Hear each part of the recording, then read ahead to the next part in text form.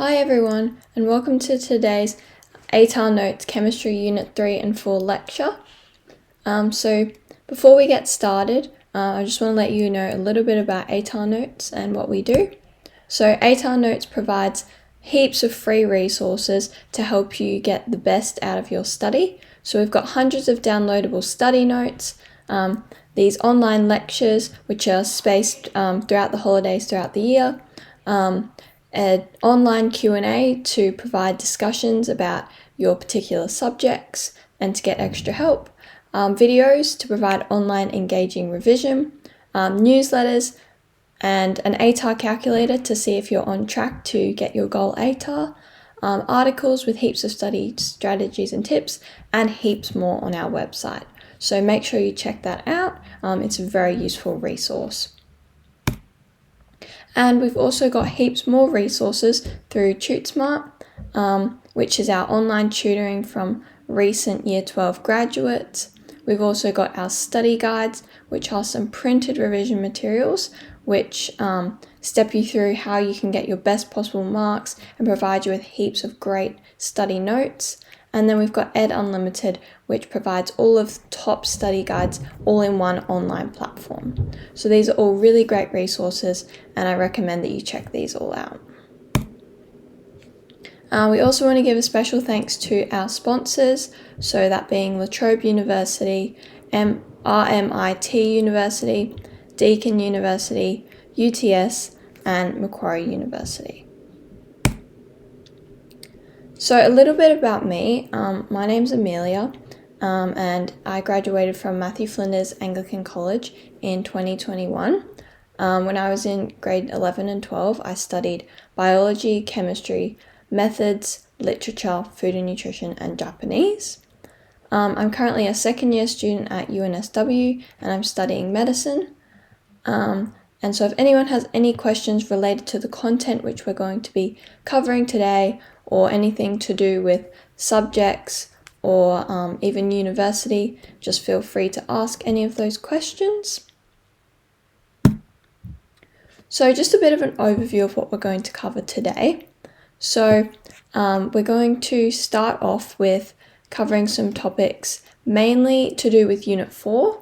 So we'll start off with just a general introduction to the Unit 4 content and organic chemistry.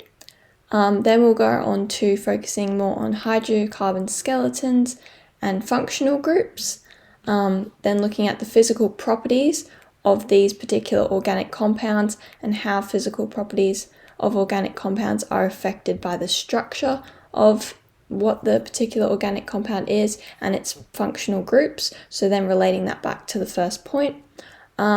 Then we're also going to be looking at some isomers, so having two different types of isomers and how this is going to affect their physical properties and their chemical properties.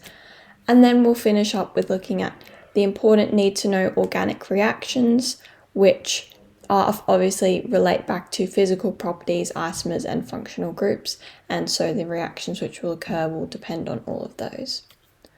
There'll also be plenty of time for the Q&A about the content of the lecture, and then also just any general advice. So if you have any questions, just feel free to ask. So we'll start off with a bit of an overview of what organic chemistry is. So according to American Chemical Society, organic chemistry is basically just a study of the structure of properties, properties, composition, reactions, and preparation of compounds which contain carbon. So that including not only hydrocarbons, but also compounds with any number of other elements. So that could be hydrogen, nitrogen, oxygen, halogens, phosphorus, silicon, and sulfur. So basically it's these compounds which have a carbon backbone, and based off this carbon backbone, they then have functional groups which affect the physical and chemical properties and affect what reactions this particular compound can participate in. So we'll look at some general C to H skeletons, so our general basic hydrocarbon chains. And so our general hydrocarbon chains are known as alkanes. And so an alkane means a chain which just has a single bond between any carbon molecules. And so when we look at the naming properties for these, we can see that they have the same general suffix on the end, so that being ane, A-N-E, and then they've just changed the prefix for each of these depending on the number of carbons in the backbone of the molecule. So for example, if there is 1 carbon in the molecule, it will be methane. If there is 2 carbons in the molecule, it then becomes ethane.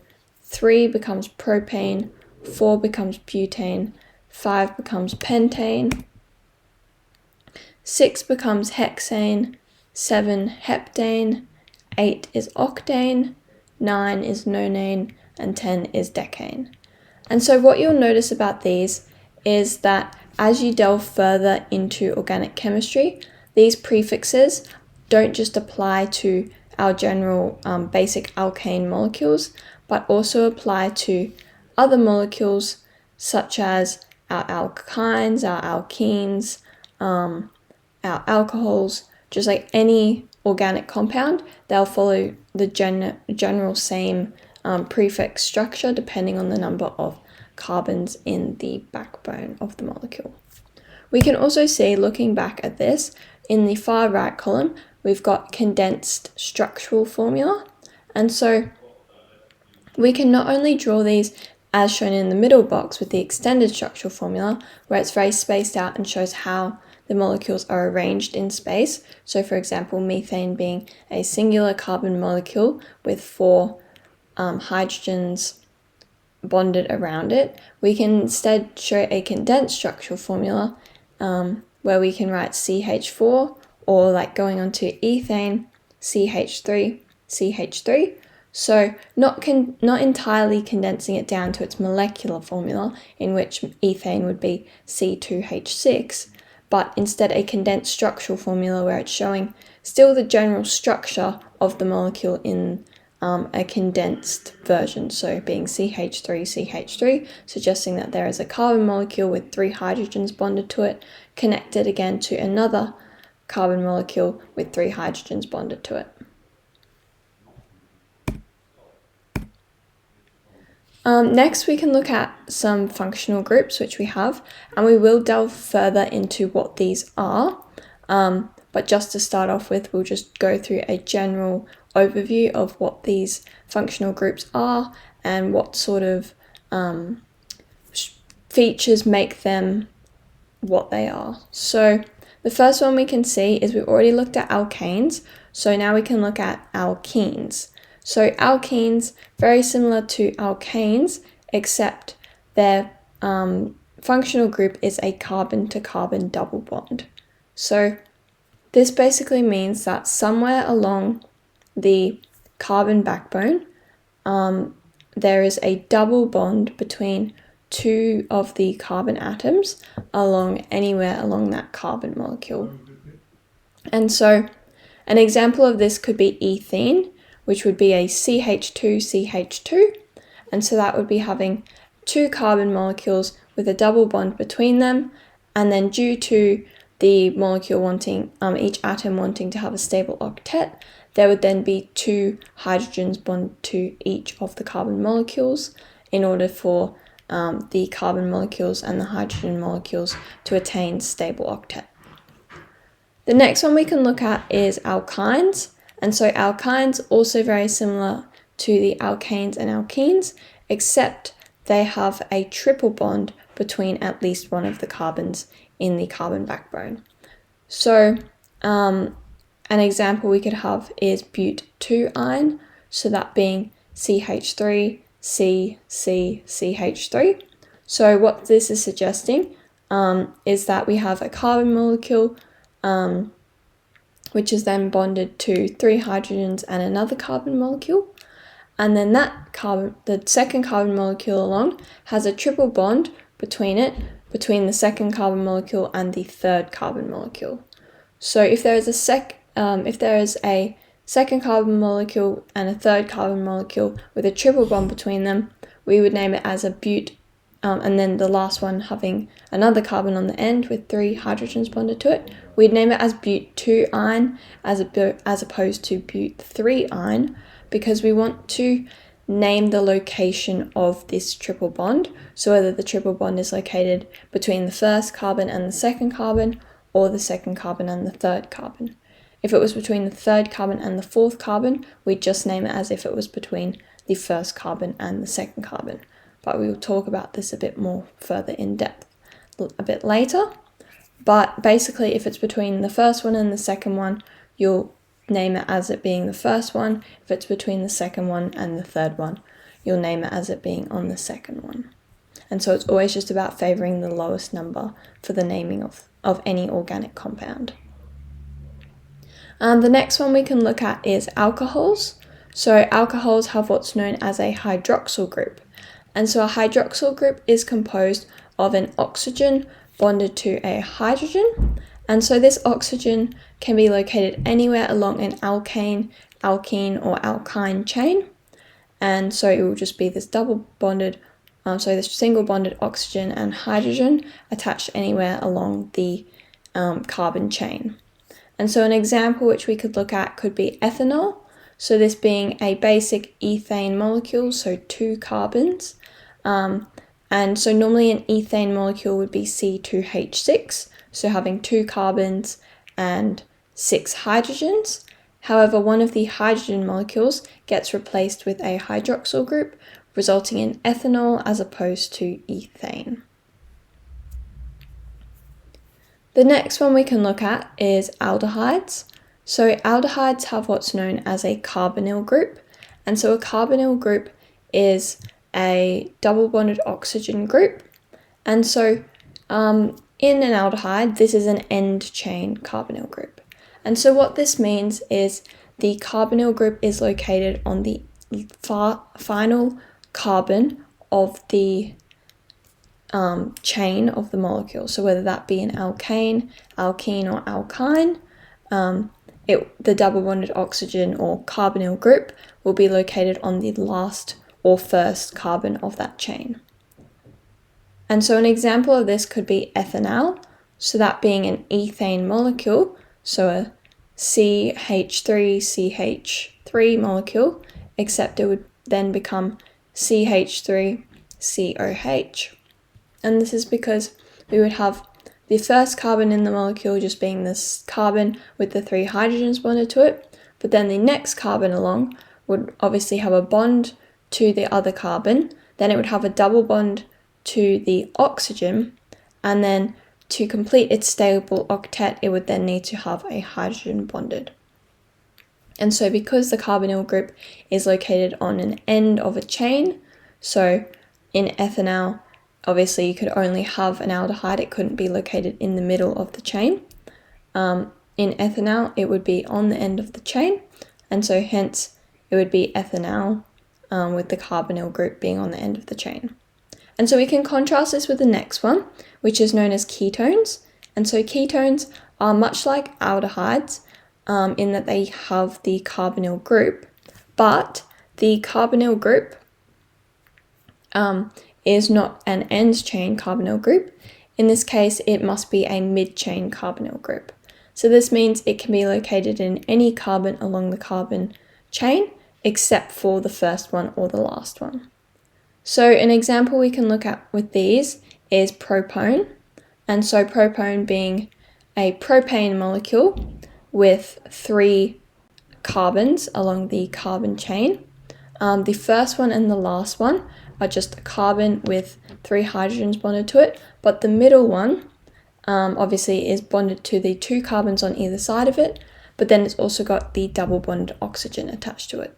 And so because that carbonyl group is in the middle of the chain, it's known as a ketone, and because it's 3 carbons long, it's propone. And so it wouldn't be an aldehyde because the carbonyl group is in the middle of the chain as opposed to being on the end of the chain. The next one we can see is carboxylic acids. So carboxylic acids have what's known as a carboxyl group. And so what you'll notice about the name of carboxyl is that it sounds a bit like carbonyl, and hydroxyl combined. And so that's basically exactly what this is. And so in a carboxylic acid, on the end of a chain, and it will always be on the end of a chain of a molecule, you'll have the end carbon of the carbon backbone double bonded to an oxygen and single bonded to a hydroxyl group. And so this is what's then known as a carboxyl group. So carboxyl group being the carbon double bonded to an oxygen and single bonded to a hydroxyl group. And so these are called carboxylic acids. And so an example of these which we can have is ethanoic acid. So ethanoic acid would be CH3COOH. And so the way this would be set up would be you'd have a carbon with 3 hydrogens bonded to it, and then bonded to another carbon, which would have a double bonded oxygen and a single bonded hydroxyl group.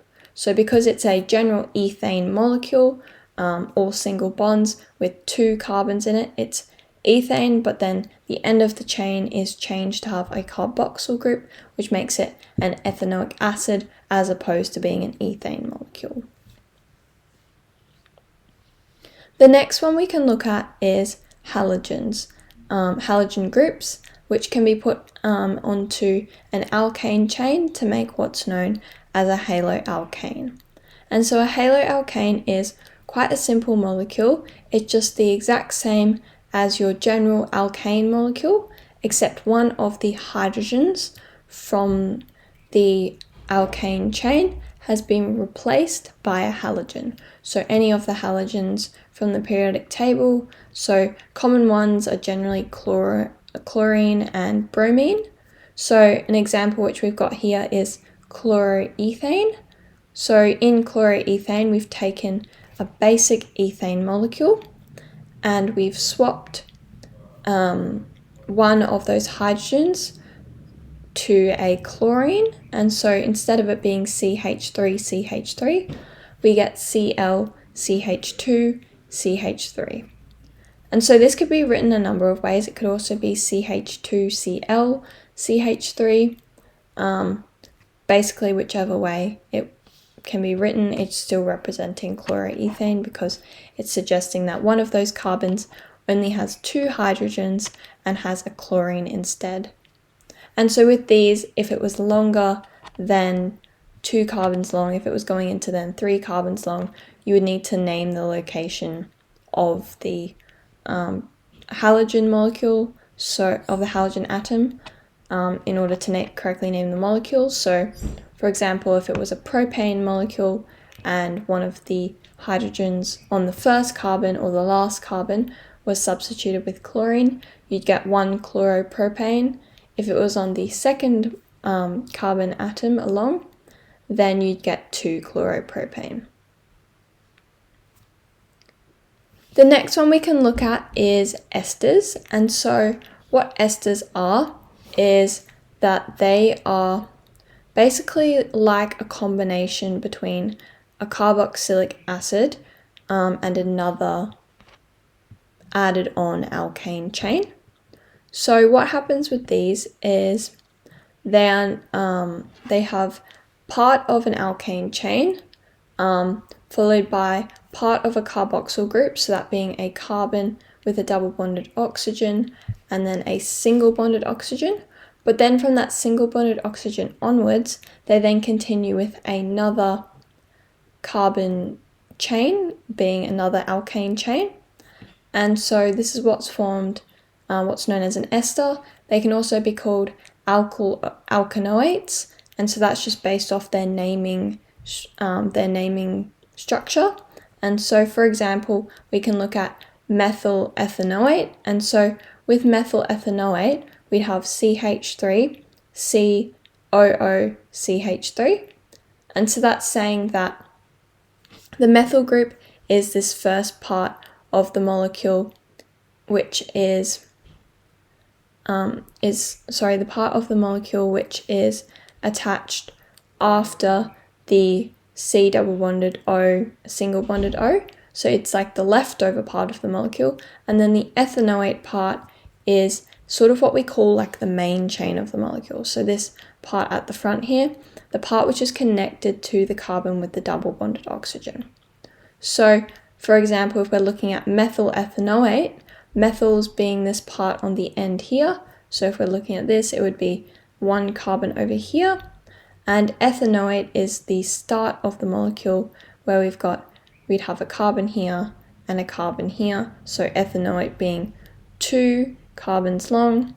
And so that would be with that double bonded oxygen.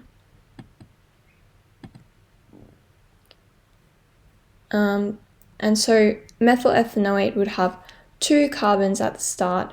The first carbon would have 3 hydrogens bonded to it. The next carbon would have the double bonded oxygen to it, and then a single bonded oxygen in the middle of the chain. And so that forms the ethanoate part. Then from that single bonded oxygen in the middle of the chain, you'd bond a carbon to it, and then bond 3 hydrogens to that carbon to form the methyl part of the molecule. The next one we can look at is nitriles. So nitriles have what's known as either a cyano group or a nitrile group, can be called either. And so nitriles are basically just your simple alkane, alkene, alkyne molecules, but instead they've got a triple bonded nitrogen atom on the end of the chain. And so when we look at this, we'd have the chain down one end, and then we just have a triple bonded nitrogen on the end. And so an example of this could be something like ethane nitrile. So we just name it as the ethane molecule because it's got 2 carbons in the chain. And so the first one would be a carbon with 3 hydrogens bonded to it, then bonded to the next carbon, which would have a triple bonded nitrogen to it. And so we can notice with this one, the last carbon on the chain, the one with the triple bonded nitrogen, does not have any hydrogens bonded to it because it's attained its stable octet. It's got 1 bond from the other carbon and 3 bonds from the nitrogen. And so because it needs 4 bonds to achieve its stable octet, that is enough bonds. It's got 1 from the carbon and 3 from the nitrogen. The next one we can see is amines. And so amines have what's known as an amine group. And so this is based off ammonia. And so what happens with these is we can either have 1 R group, 2 R group, or 3 R groups. And so R groups being carbon chains branching off the nitrogen molecule. And so basically what happens with an amine is that you start with the original NH3 molecule, so the ammonia molecule, and each of those hydrogens from the original NH3 molecule can be replaced with carbon chains. So, for example, if we're looking at something like ethylamine, we've only had 1 of the hydrogens from the NH3 molecule replaced by a carbon chain. So we've got a CH3, then CH2, so 2 carbons long, basically along this section here, and then bonded to a nitrogen, and then there'd be a hydrogen bonded here and a hydrogen bonded here. We could also have other options where we can have a carbon chain bonded here, a carbon chain bonded here, and then a hydrogen bonded here. Or we could have a carbon chain here, a carbon chain here, and a carbon chain here. So it can be 1, 2, or all of the hydrogens from the original ammonia molecule, which can be replaced with carbon chains, or it can be 2, or it can be only 1. Then building off this, we can go and look at amides. So amides are like a bit of a combination between having a carbonyl group, but also having an amine group. And so this is where we can have the carbon, which is bonded closest to the nitrogen, having a double bonded carbonyl group. So we're still basing this off the original ammonia molecule, so an NH3 molecule, and we are successively replacing the hydrogen molecules with carbon chains. However, we can have 1, 2, or 3 of these hydrogens replaced, same with an amine, but one of these chains will have closest to the nitrogen molecule a double bonded oxygen group, so a carbonyl group. And so an example of that which we can look at is ethanamide, so that being having 2 carbons, and then the carbon closest, so if we had a carbon here, and then nitrogen here, the carbon closest to the nitrogen would have a double bonded oxygen, and then we'd have a hydrogen bonded off each of these potential locations for R groups. And then same with amines, we could also have a carbon group based off either of where the other hydrogen groups were located in the original ammonia molecule. So that summarizes all of our functional groups and just gives you a brief overview of what's coming up. So now we'll look at these in a bit more depth and our proper naming conventions for these as well. But to start off with, before we do that, we need to look into what we know as the IUPAC rules. And so these are the rules for naming organic compounds and basically just for understanding the structure and how that affects the name of any organic compound. So these are our main 4 rules which we have, and then we also have some supplementary rules to assist in making the naming of these a bit more coherent. So our first step in naming any organic compound is that we need to identify what the parent chain is. And so the parent chain is going to be whatever the longest carbon chain is that's present in the molecule. So whether that be 5 carbons long, making it a pent molecule, or 10 carbons long, making it a dec molecule, or 2 carbons long, making it a meth molecule, an F molecule. So that's just looking back at our original naming of the alkanes, so the methane, ethane, propane, butane, pentane, continuing on. And so that will determine generally what the prefix is going to be for the molecule. The second step is that you need to recognize and correctly prioritize what the functional groups are that are present. So we'll look more into the prioritizing a bit later, but recognizing what the functional groups are that are present is very important. So that's looking along the molecule and identifying, do we have a hydroxyl group, or do we have a carboxyl group, or a carbonyl group, or is there nitrogen in this molecule also coupled with a carbonyl group, which may make it an amide as opposed to an amine. And so it's really just identifying what functional groups are present and so what class of molecule you believe this may fit into.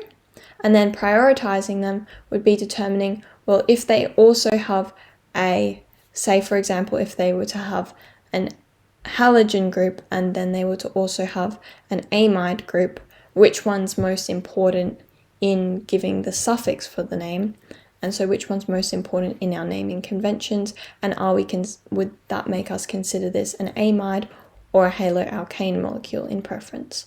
And so in that case, obviously an amide is a lot more substantial, has a lot more impact than a halogen in a molecule, so obviously the amide would take priority over the halogen in that particular circumstance. The next thing we want to look at is the number of carbons on the chain. And so this is something that's done directionally. So the lowest number is going to be given to the carbon with the highest priority functional group. So this is saying that when we count along the chain, we're going to want to count from the end with the highest priority functional group.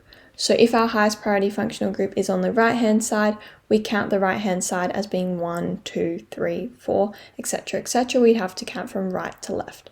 If our highest priority functional group was on the left-hand side, we'd have to count from left to right because we want to number our functional group so that it's at the lowest possible number. But if we have functional groups on the opposite ends of the molecules, we need to determine which one's the highest priority. And so hence the one with the highest priority will be the one which will be named with the lowest number.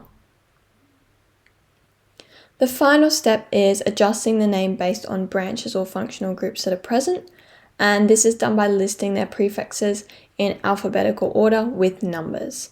So we list the functional groups out the front that may be prefixes, and those prefixes will always need to be put in alphabetical order with numbering at the beginning. So if it's on the first carbon, for example, if we have a methyl group on the first carbon, we would have to name it, on the second carbon, we'd have to name it 2-methyl and then the rest of the chain. If we had a methyl group and an ethyl group, as we're naming them in alphabetical order, we have to put the ethyl group before the methyl group as they would be named in alphabetical order. Something also important to note with these is that if we were to have 2 ethyl groups, hence if it was to be diethyl, that would still put ethyl, or dimethyl, that would still put methyl ahead of ethyl. So if we had dimethyl, that would still put ethyl ahead of methyl, because if we were to have an ethyl group and 2 methyl groups, it would still go ethyl dimethyl, even though the dimethyl is making the alphabetical order switch the other way around, because we're just looking at the actual part of the prefix, not the multiplier of the prefix. So now we can look at some of our supplementary IUPAC rules. And so this is talking about extra rules which help in making the naming a bit more clear. So if we have more than one side chain or functional group, we need to add a prefix which relates to the number of them. So as I was previously talking about before, we can use, if there's 2 of a particular functional group, we have to use di, 3, tri, tetra, 4, etc. And just depending on how many there are of that particular functional group, and then list all the numbers of where they are located. So if you were to have a methyl group on the second carbon and a methyl group on the third carbon, you'd have to say that it's a 2,3 dimethyl at the beginning. And so you don't count the prefixes when figuring out the alphabetical order. So as I said before, if you had an ethyl group but then a dimethyl group, you'd still put ethyl before dimethyl, even though alphabetically that wouldn't seem right, because ethyl comes before methyl in the alphabet. The next thing we need to note is that you use commas between numbers. So for example, if we're saying that we've got a methyl group on the second carbon and a methyl group on the third carbon, you'd have to say 2, 3 hyphen dimethyl. So that also leads to the next point, which is using a hyphen between letters and numbers. So anywhere where you separate the numbers from the letters, you're going to have to put a hyphen. So if you're saying that there is a chlorine group on the second carbon, you'd have to call it 2 hyphen chloro, whatever the rest of the chain is. It's also important not to put spaces between prefixes. So if you have a prefix ahead of a particular molecule, so for example, you had a methyl pentane molecule and it was on the second carbon, it would be 2 hyphen methyl pentane. Methyl pentane would not have a space in between it, it would just be methyl pentane being one word. Then when we're looking at double and triple bonds, that being alkenes and alkynes, the number which has to be used to name where the double or triple bond is located is going to be the lower number out of the 2 carbons that the bond is between. So for example, if the double bond is between the first and second carbon, you would name it as it being between the first carbon. If it was between the 4th and the 5th carbon, you'd say it's at the 4th carbon. If it was between the 2nd and the 3rd, you'd say that's at the 2nd carbon. So it's always going to be the lowest number between the 2 carbons. The next important thing to note is that if the functional group could not be on any other possible carbon, don't write the number. So for example, if we're talking about an ethane molecule and we're saying that there's a double bond between, and we're changing that into an ethene molecule, so we're putting a double bond between the 2 carbons, which there are. Obviously the double bond, if there's only 2 carbons, the double bond can only be between those 2 carbons. So hence we would just call it an ethene molecule. We wouldn't have to call it one ethene. And finally, the branch is going to be the same way, it's going to be named the same way that a separate molecule with that structure would be named, but with the suffix "il" instead of "ane." So for example, if you have a branch which has 3 carbons, so a 3-carbon branch coming off a normal carbon molecule, it would be a propyl group because it's like propane, but it's a branch coming off another chain, so it would be named as a propyl group. So if you had a carbon molecule which is 10 carbons long, but on the on like the 5th carbon in, you've got a branch with 3 carbons on it, you call it 5-propyl decane to show that it's got 10 carbons along the main backbone, but on the 5th carbon in, there is a branch which is 3 carbons long. So now we'll just look at a bit of a summary of the functional groups and particular prefixes and suffixes which can be used for these. So when we look at our functional groups, when we look at the first one, we can see we've got a carboxyl group. And so generally with carboxyl groups, we'll be using the suffix of oic acid. However, in this case, in some cases, we will be using the prefix of carboxy, and so that really just depends on the prioritization of a particular functional group. So whether that is a low priority functional group, and hence we might have to use the prefix, but generally we'd be using the suffix of oic acid. With amides, generally the suffix will be amide. However, sometimes the prefix of carbonyl or amido is used, and so that's just obviously the prefix will be used typically if it is a lower priority functional group. Same with nitriles, we're typically using the suffix of nitrile. However, sometimes the prefix of cyano is used for when it's a lower priority functional group.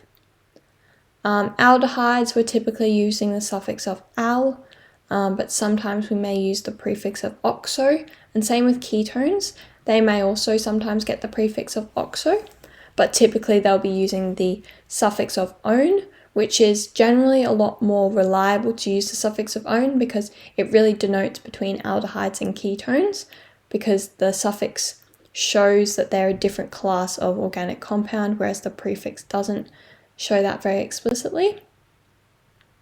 For the hydroxyl functional groups, so for alcohol molecules, we're typically using the suffix of -ol. However, there's lots of complex alcohol molecules, and so the prefix of hydroxy is actually used quite commonly when alcohols and the hydroxyl group is a lower priority functional group, and that's just because there's lots of very, very complex molecules that have alcohol groups or hydroxyl groups in them, and so hence the hydroxy prefix gets used quite frequently, but typically you would want to preference using the suffix of -ol just because that's your normal naming convention for an alcohol. So unless there's a higher priority functional group, you wouldn't want to use the prefix of hydroxy.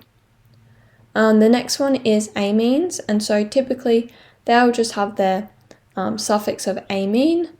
However, these ones also do have this thing similar with alcohols where they are involved in very complex molecules sometimes, and so the prefix of amino is also quite common as well. That's one which is used sometimes, but generally in this syllabus in particular you'll be focusing on using the suffix of amine. Next we've got alkenes. So alkenes typically will have the suffix of -ene. However, sometimes you'll have those prefixes of alkenyl. So that being typically if there's a branch coming off the molecule, they'll have the alkenyl prefix. Same with alkynes, they normally have their suffix of -ine, but typically if there's a branch, they'll use the prefix of alkenyl.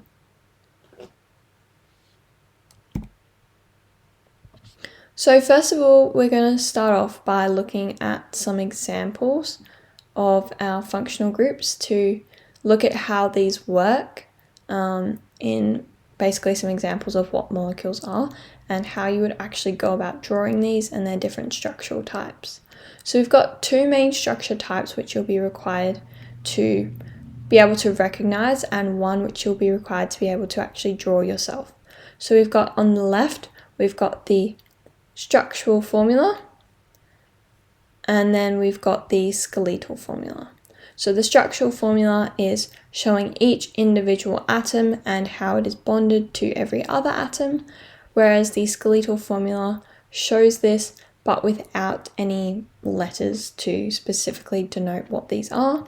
And so with the skeletal structure, we're saying that we're assuming that any hydrogens are just there, they're not explicitly ever shown in this, and then we're assuming that the carbons is the end of any of the molecule, so the two ends of these for ethane being the two carbons, and then the hydrogen is being assumed to be there. With longer molecules, they'll be forming a zigzag shape, and so any ends of the molecule and any points of the molecule will be assumed to be carbons. And so with these, you only need to know how to draw the structural formula, but you also need to be able to recognize the structural formula and draw the structural formula. With the skeletal formula, you only need to be able to recognize that one. You don't need to be able to draw it. Our next example which we can look at is 2-methylbutane. So 2-methylbutane is a molecule which we've got here, where we've got 4 carbons along the carbon backbone, and then along on the second carbon in, we've got what's known as a methyl group, so that being a group of methane, basically, but it's a separate branch off the original molecule. And so we can see this structure on the left here. The way this is being laid out is a little bit different from the one which we saw with ethane, where we've specifically got these sticks and letters to specifically show the exact layout of the molecule. With this one here, we've got a slightly condensed structural formula, so you will commonly see these ones as well. And so basically what these are is we've got a carbon, and we're just saying that these 3 hydrogens are bonded off this carbon here. So not necessarily that it's anything different from the other one too much, it's just condense it down so that you can draw them in a smaller space. And so for example, the next carbon along, it's saying that it has been bonded to one other hydrogen, and so that hydrogen would be drawn in the other formula as being sticking out the bottom here. And same with this carbon here, this is methyl group here is drawn as coming off of this second carbon, and these hydrogens would be surrounding this particular carbon molecule, but it just hasn't been drawn like that, just so it can be condensed down. Then on the right, we've got the skeletal formula. So the skeletal formula of this, showing that we've got one carbon here, the next carbon here, another carbon here, and another carbon here, so that being 1, 2, 3, 4 carbons. Then we can see we've got this chain sticking off, so that end of that line being another carbon there, so that being this particular methyl group here. And so what we can notice about the difference between this and this is that this is actually just a flip of the other molecule.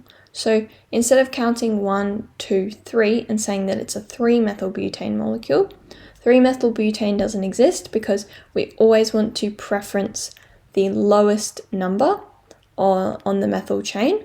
So we'd actually be naming it from right to left instead, and we want to preference the lowest number for the methyl group, so we'd name it as 1, 2, and so that methyl group's on the second carbon, it will be a 2-methylbutane molecule.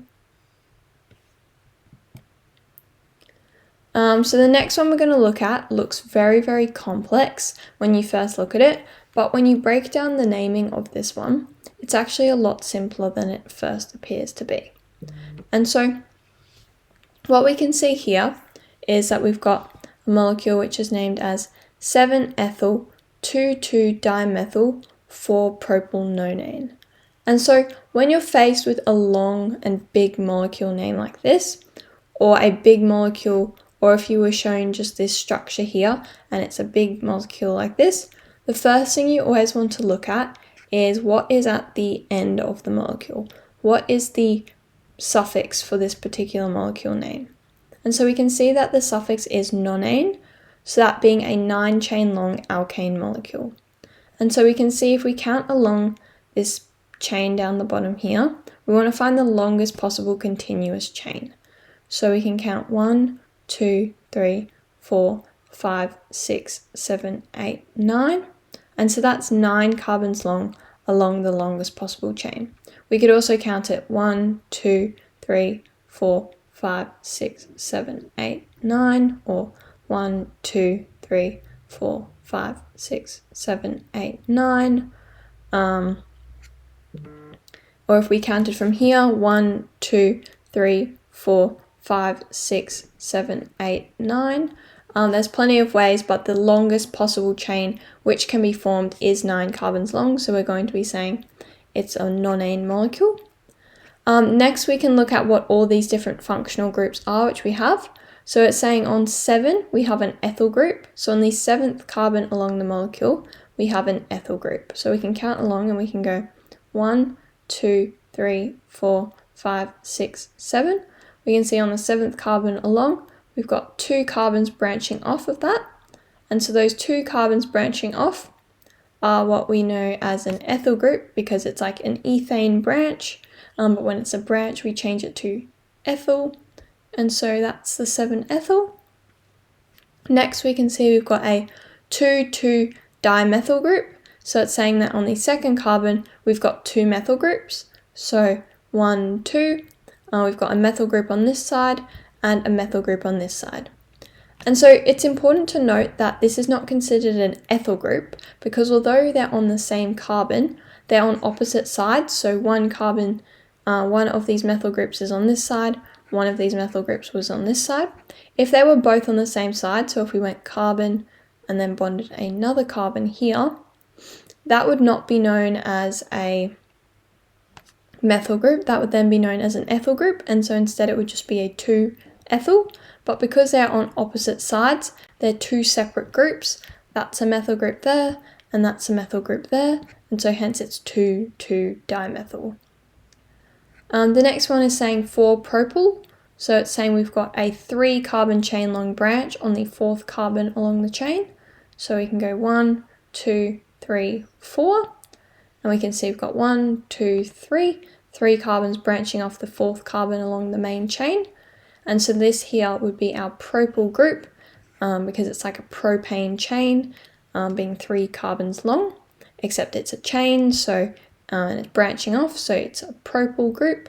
So hence we end up with 7-ethyl, 2,2-dimethyl, and 4-propyl, and then nonane being the entire length of the main chain.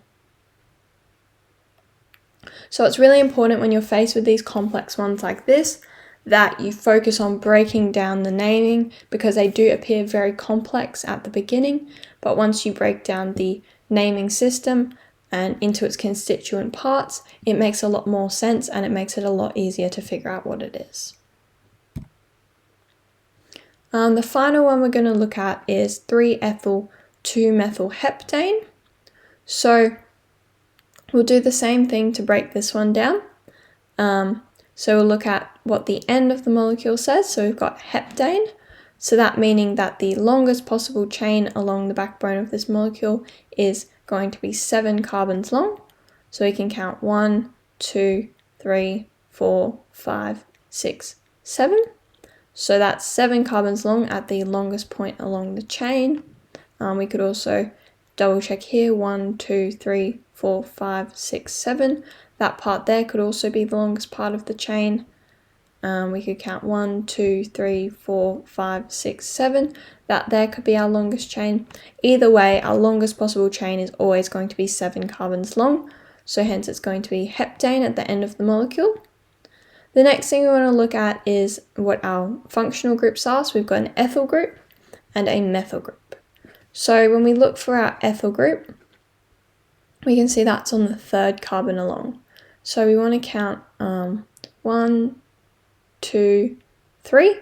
We can see that's the 3rd carbon along. We've got 2 carbons bonded off this, a 2-carbon chain.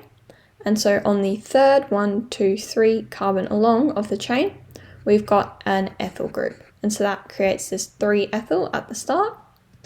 Then going along, we've got a 2-methyl group. So we've got a methyl group, a single carbon branch on the second carbon along the chain.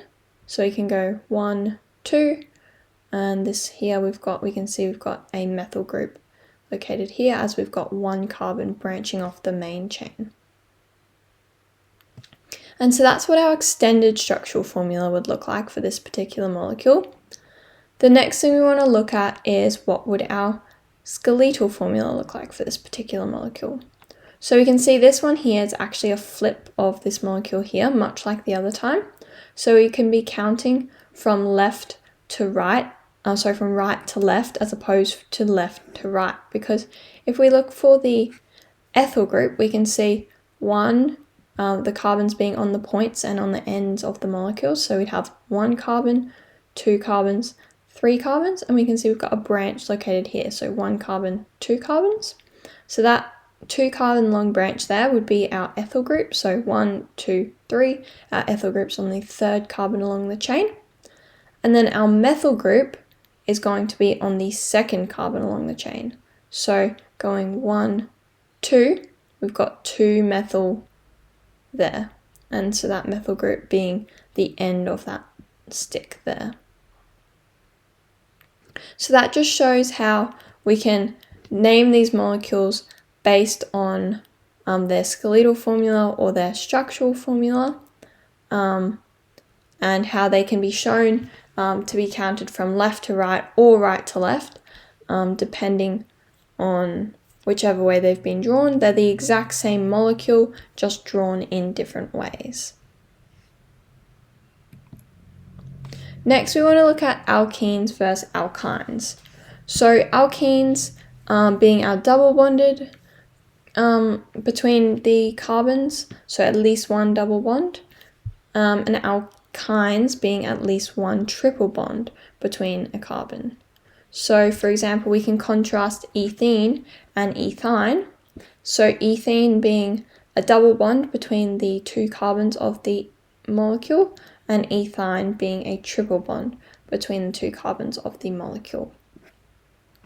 And so what's important to note with these here is that ethene is going to be C2H4, whereas ethene is going to be C2H2. And so this is because we want to attain that stable octet with the carbon molecules and the hydrogen molecules. So obviously each hydrogen molecule shares an electron, a valence electron with the carbon, but the carbon, each of these carbon molecules already gets 2 shared electrons from the other carbon molecule due to the double bond, so it only needs 2 other electrons to be shared with hydrogens in order to attain its stable octet, so that's why it's C2H4.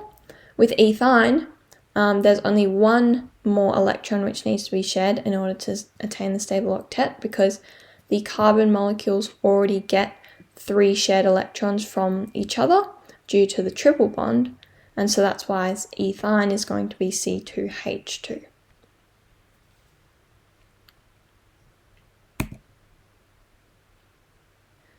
So next we can look at alcohols. So alcohols have what's known as the hydroxyl group, and so the naming convention for this is putting the suffix of -ol.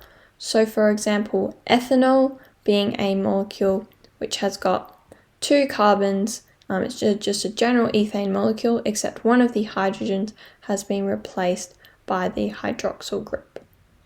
And so the general structure is an R group, so an R group being any alkane, alkene, alkyne chain, with then a hydroxyl group attached to it. And so we've got 3 different classes of alcohols, or types of alcohols, and so these are known as primary, secondary, and tertiary. So primary alcohols are going to be alcohols in which the carbon atom, which is bonded to the hydroxyl group, is only bonded to 1 other carbon atom. So for example, or no other carbon atoms. So for example, with our primary alcohol here, we've got methanol, and so methanol, the carbon atom which the hydroxyl group is bonded to, is not bonded to any other carbon atoms. So methanol being the one and only exception. Ethanol would also be a primary alcohol, as we can see that the carbon atom which is bonded to the hydroxyl group is only bonded to one other carbon atom. Next, we can look at the secondary alcohols, where the carbon atom bonded to the hydroxyl group is bonded to two other carbon atoms. So an example of this would be something like this one here, which would be 2-propanol, and so that's saying that we have a 3-carbon chain long molecule, and on the second carbon along there is a hydroxyl group, making it a 2-propanol molecule, which is a secondary alcohol. And this is because the carbon which the hydroxyl group is bonded to two other carbon atoms. And so if this hydroxyl group was to be bonded on the first or last carbon atom, and hence making it 1-propanol, it would then become a primary alcohol, because if it was bonded to the first or the last carbon, the carbon which the hydroxyl group was bonded to would only be bonded to one other carbon. Then finally, we've got tertiary alcohols. So tertiary alcohols have a carbon atom which is bonded to the hydroxyl group being bonded to 3 other carbon atoms. And so typically this will only occur if you have a some kind of branch, like a methyl group or an ethyl group, on the same carbon that the hydroxyl group is bonded to. So for example, this molecule here being methyl propan-2-ol, so saying that we've got a methyl group on a propanol molecule and a hydroxyl group on the second carbon into the propanol molecule. And so that's because this carbon here is bonded to the hydroxyl group, and it's also bonded to 1, 2, 3 other carbon atoms, hence making it a tertiary alcohol, because the carbon with the hydroxyl group bonded to it has the carbon bonded to 3 other carbons. So some examples which we have of alcohols is propan-2-ol or 2-propanol. So these are 2 different ways which you could name this particular molecule.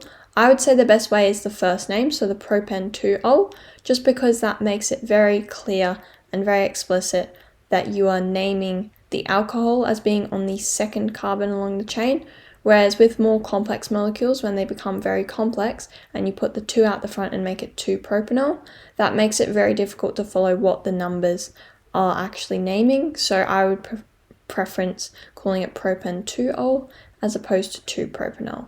But they are both correct ways which you can name this molecule.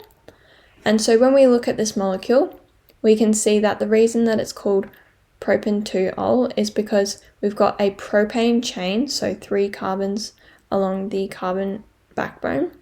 And then we can see that on the second carbon along, we've got a hydroxyl group as opposed to a hydrogen. And so this is what makes this propan-2-ol. So the 2 denoting that it's on the second carbon, and the ol suggesting that it's a hydroxyl group. The next one we can look at is ethane 1,2-diol or 1,2-ethane-diol. And so this one's employing our supplementary IUPAC rules. And so it's saying that we've got 2 hydroxyl groups in this ethane molecule. So I would say name it with the first name which I've got here, which is ethane 1,2-diol, because this specifically shows that the 1,2 is specific to the alcohol groups, whereas if this was a more complex molecule, it could easily get muddled up with putting the numbers out the front.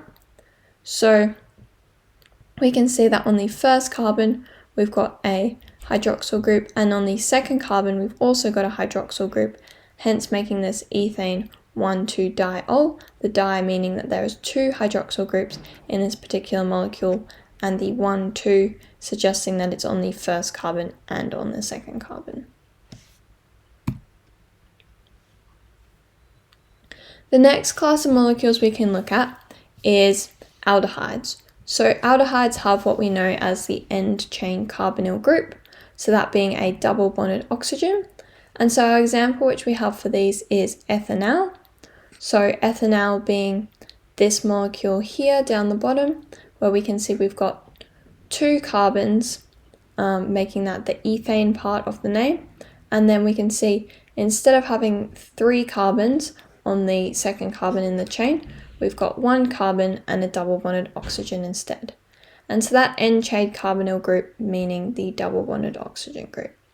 And so the general structure of an aldehyde is that they will have an R chain, so any alkene, alkane, alkyne type chain, followed by the final carbon on the chain having a double bonded oxygen and a single bonded hydrogen.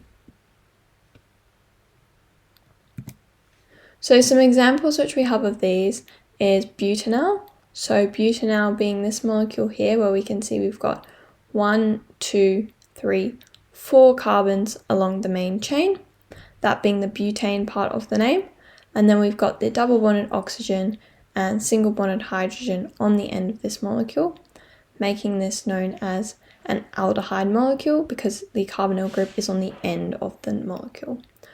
So that is butanal. The next one we're looking at is propanal. So similar concept, except we've got a propane chain as our main chain. So 3 carbons along the main carbon backbone.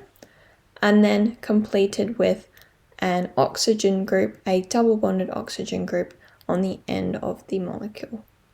So that being our carbonyl group there, making it a propanal molecule as opposed to our normal propane molecule. The next one we want to look at is the similar molecule, which is ketones. So similar to aldehydes, it's got a carbonyl group. However, ketones have a mid-chain carbonyl group as opposed to an end-chain carbonyl group. So for example, naming, we use the suffix of -one. So for example, butanone being this molecule down here, we've got 4 carbons along the main chain. So the butane part being the 4 carbons along the main chain, and then butanone saying that we've got a double bonded oxygen on one of the middle carbons along the chain. So the middle carbon along the chain being one of these 2, we don't need to name with a number of which carbon this is located on because it will either be on the second one or the third one, and so the third one would be named as the second one because if we count from this direction we'd go 1, 2. If we count from this direction, we'd get 1, 2. We can't count from this direction because we get 1, 2, 3, and we always want to preference naming with the lowest number. So this molecule would be butan-2-one, but we just name it as butanone because it's always going to be butan-2-one. And so the general structure of these is that we have an R group, so that being our carbon chain, followed by our carbon in the middle of that chain with the double bonded oxygen, so the carbonyl group, and then followed by the rest of the R chain, so that being our R prime group. So some examples which we have of these is like what we looked at before. So we've got butanone, so butanone being our 4 carbons along the main chain, so the butane molecule, with the double bonded oxygen on one of those middle chains. The next one we can look at is being propanone. So propanone being our general propane chain, 3 carbons along the main chain making the propane part of the molecule, and then the ketone part being the double bonded oxygen, the carbonyl group, on the middle of the chain of the molecule, which changes this from being a regular propane molecule to being a propanone molecule.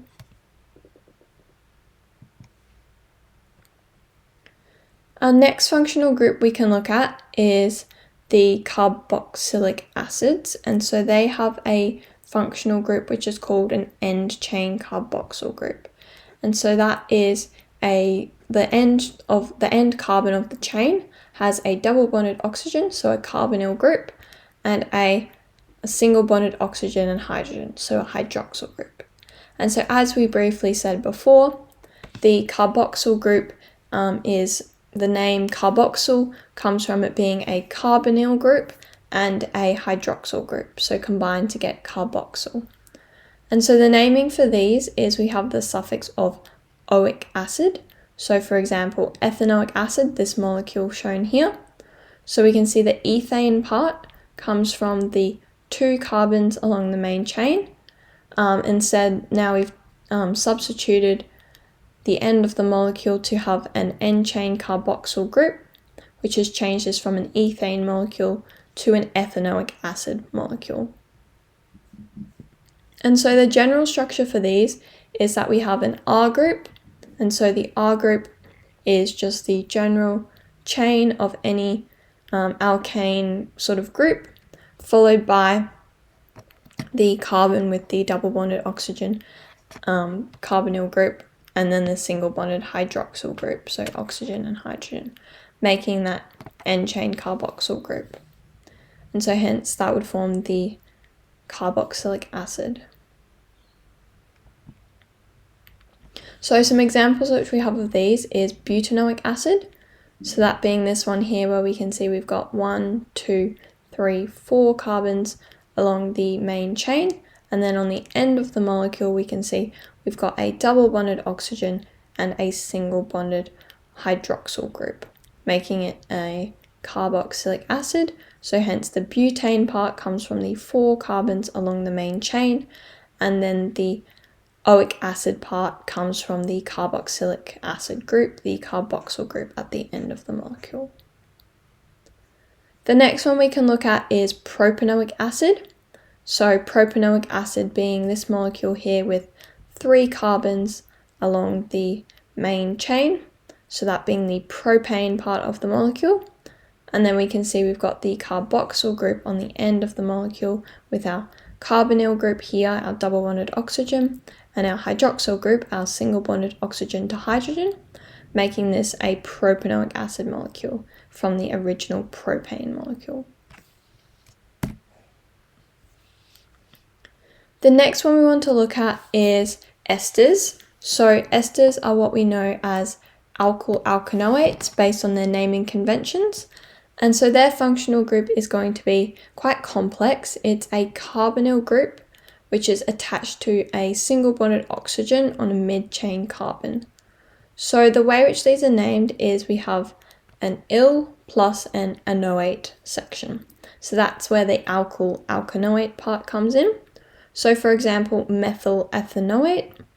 So if we look at what methyl ethanoate is here at this diagram at the bottom, we can see the methyl part is this additional section here, whereas the ethanoate part is the section which has the carbonyl group attached to it. So we can see we've got 1 carbon here, 1 carbon here, so 1, 2 carbons, that being an ethane chain, but then this one's got a double bonded oxygen and then the single bonded oxygen in the middle of the chain. So this part is the end of the name, the ethanoate part, and then this part over here, which doesn't have the carbonyl group, is just connected by the single bonded oxygen to the rest of the chain, is what is the methyl part of that group. So that's why it's named methyl ethanoate. And that's because the highest priority functional group part of the chain is always named with the suffix, so that being the ethanoate part, this has got the carbonyl group and is also attached to the other mid-chain oxygen, and so that's what makes this part the ethanoate part and this part only the methyl part.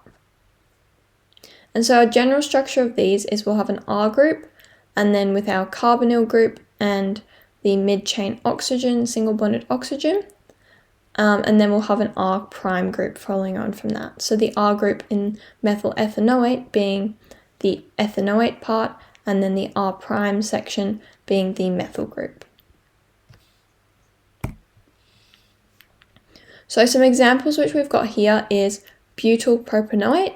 So butyl propanoate being the butyl part being this additional chain over here, which doesn't have the carbonyl group, so 1, 2, 3, 4, and then the propanoate part being the suffix, the most important part of the molecule, 1, 2, 3, that's our propane chain, and it's got the carbonyl group bonded here and the mid-chain single bonded oxygen here, which is what makes this part the propanoate part, because it's got the propane chain with the carbonyl group and the mid-chain oxygen, whereas the butyl group only has the butane chain and then is connected by this single bonded mid-chain oxygen. The next one we can look at is ethyl propanoate. So ethyl propanoate being this molecule here, where we can see if we look for the ethyl section, that's going to be the section which doesn't have the double bonded oxygen, it doesn't have the carbonyl group. So that's this section over here, where we can see 2 carbons long. It's an ethane chain, but it's the ethyl group because it's a branch. And then the propanoate part is going to be the propane chain with the carbonyl section and the mid-chain oxygen. So 1, 2, 3 carbons long, that's the propane, and then the propanoate is due to this carbonyl group and the single bonded mid-chain oxygen. The next one we want to look at is nitriles. So nitriles have the functional group of a triple bonded nitrile, so just a nitrile group. And so these ones are named pretty easily. It's just the name of the chain with nitrile at the end. So for example, propane nitrile, which we've got shown here, is just going to be a propane molecule, so 3 carbons along the main chain, with a triple bonded nitrogen on the end of the molecule. So the nitriles will always be an end chain nitrile group. The triple bonded nitrogen will always be the last thing on the end of the chain. And that's just because of the way which the stable octet works. Nitrogen only needs 3 bonds in order to attain its stable octet. Carbon only needs 4 bonds to attain its stable octet. So if you were to put the nitrile in the middle of the chain, the carbon would just end up with too many bonds because you can't triple bond to a carbon which already has 2 other bonds from the carbons if it was in the middle of the chain. So that's why the nitrogen has to be bonded on the end of the molecule. So an example which we can look at of these here is, for example, heptane nitrile. So heptane being that it's a 7 carbon long chain, so 1, 2, 3, 4, 5, 6, 7. So we've got 7 carbons along that chain. And then the nitrile meaning that we've got this nitrogen bonded onto the end of this molecule. And so as we can see, this is a condensed structural formula. It's showing that we've got CH3. So this carbon is bonded to 3 hydrogens. Then the next one being CH2, CH2, CH2, CH2, CH2, and then the final carbon having no hydrogens bonded to it because it's got the triple bond to the nitrogen, and it's already got a single bond to the previous carbon, so hence it's got its stable octet of 4 shared electrons along with its already 4 valence electrons.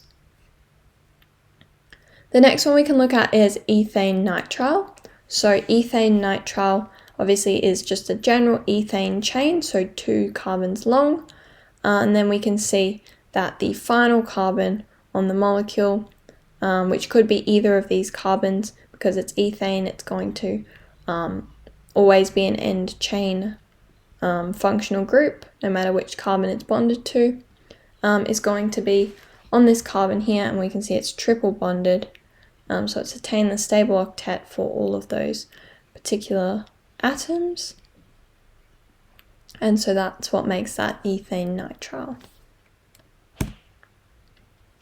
The next one we want to look at is amines. So amines being having the functional group called an amino group, which is based on NH3, but with 1 or more hydrogen being replaced by alkyl groups.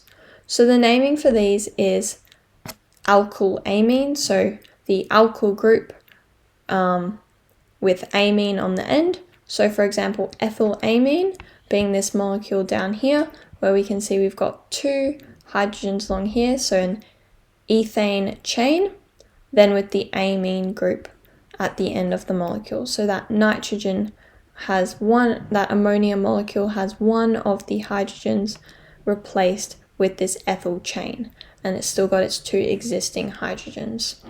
So there's particular steps that need to be followed in order to name these, because they can go many different ways depending on how many groups are, how many of the hydrogens are replaced with R groups. So the first thing we need to do is name each alkyl group. So for example, in ethylamine, we've only got one alkyl group, so we just name it as ethyl. Then you need to place each alkyl group in alphabetical order and use multipliers when they're required. So for example, if you've got an ethyl group here, and then if you were to have a methyl group here, you would need to say ethyl methylamine, putting them in alphabetical order. If you had an ethyl group here, a methyl group here, and a methyl group here, you'd have to call it ethyl dimethylamine. So to say that you've got one ethyl group and then two methyl groups, and obviously putting that in alphabetical order, not based on the multipliers, based on the original stem name of the alkyl group. Then the final thing you have to do is just add the suffix of amine to the end of the name. And so we can see this here is just our general structure.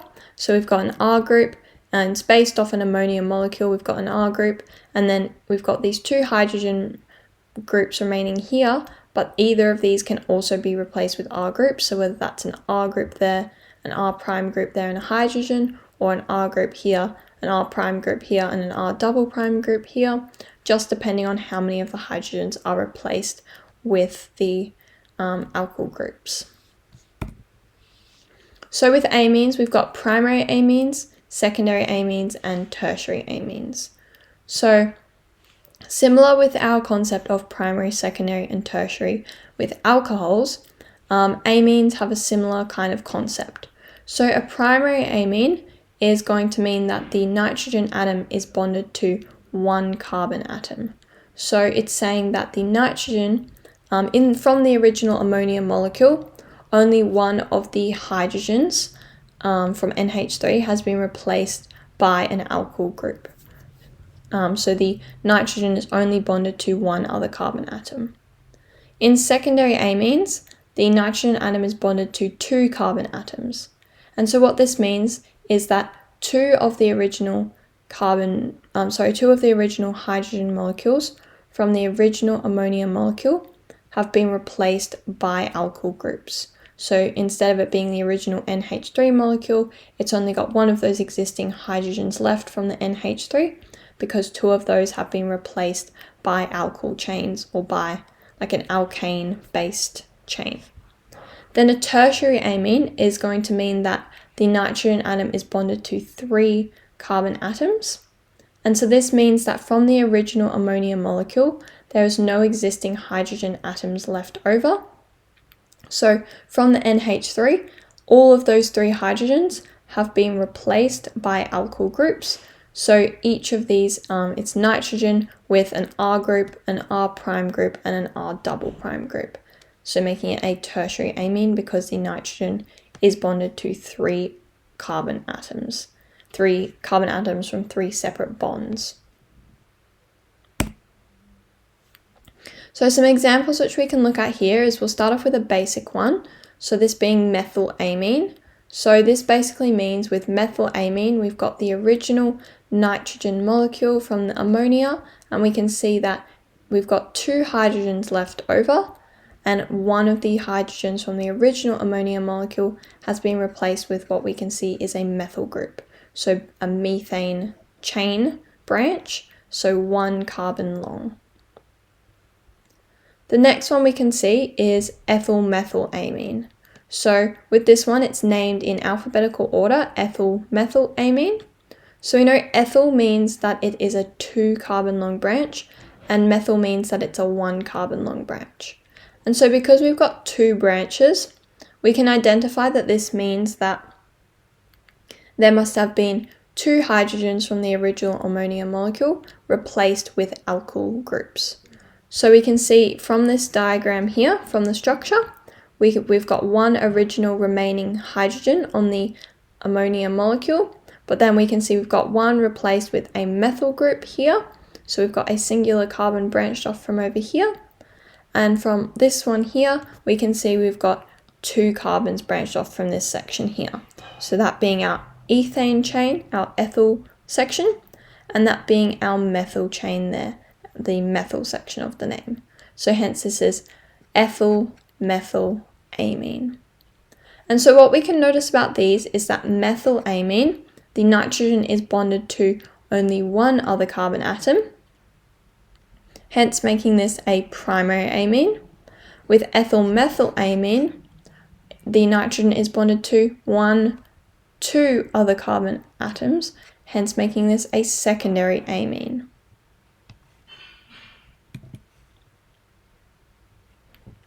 Our next functional group we're going to look at is amides. So amides have a carbonyl group attached to an amine molecule. And so the way which these are named is we have the name of the alkane plus amide. So for example, and that makes it an alkanamide. So for example, ethanamide.